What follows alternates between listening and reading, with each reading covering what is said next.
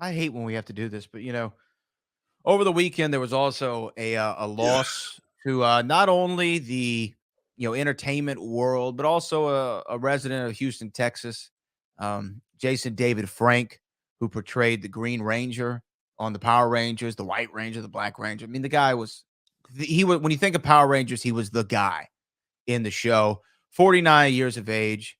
Real sad. We both had interactions with Jason David Frankie before. I just hate to hear that. I know he's got kids and a family and was working on several projects. So rest in peace to JDF. Man, he definitely he made his mark, man. He was part of that franchise since 1993. Started with the Mighty Morphin Power Rangers. And he did so much work over the years. He left, came back, but he was always a part of, the Power Rangers. I used to see him at Comic Con all the time, overseas, everywhere. I used to see this dude, and this line was always long.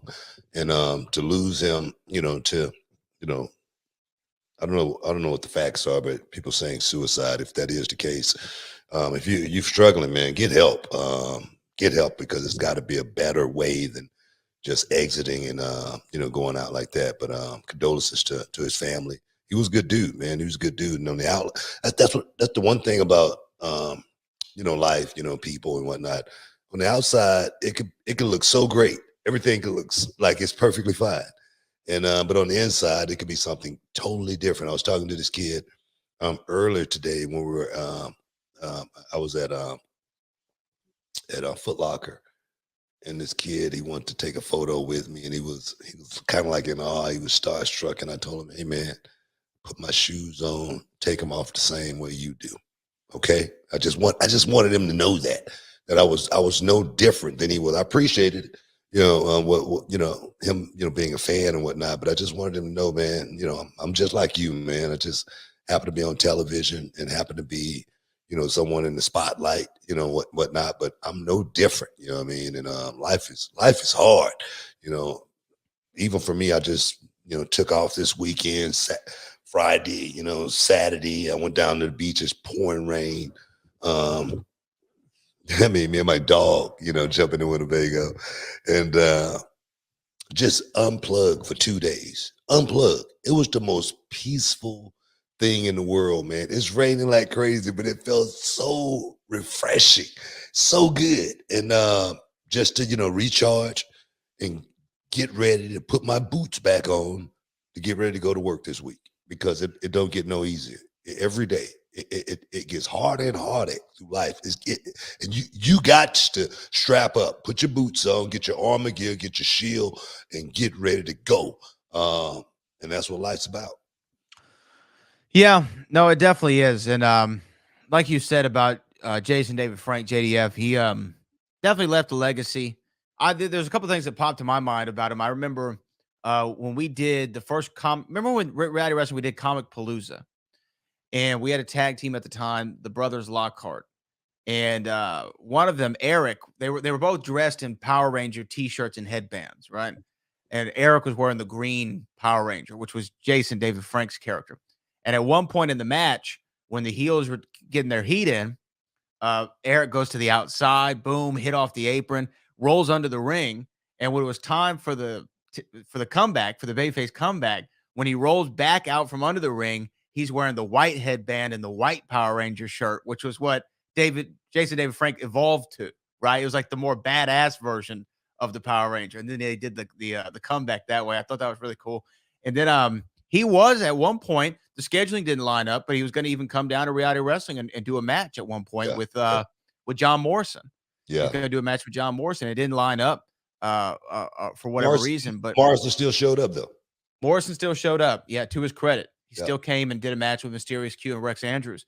But I remember, I mean that would have been a cool moment. But yeah, man, just his legacy is it's still intact. I know he was working on projects and there was movies that were coming out that he was involved with. And for him not to be able to see those through, I'm sure that that's that sucks. But rest in peace to him and his family and all that. Just but last week was Anthony Johnson, This week we're talking about Jason David Frank. It's crazy, right? Just Yeah. both unexpected, both just out of the blue, just didn't see it coming. And Like I say, David Frank, 49 years old.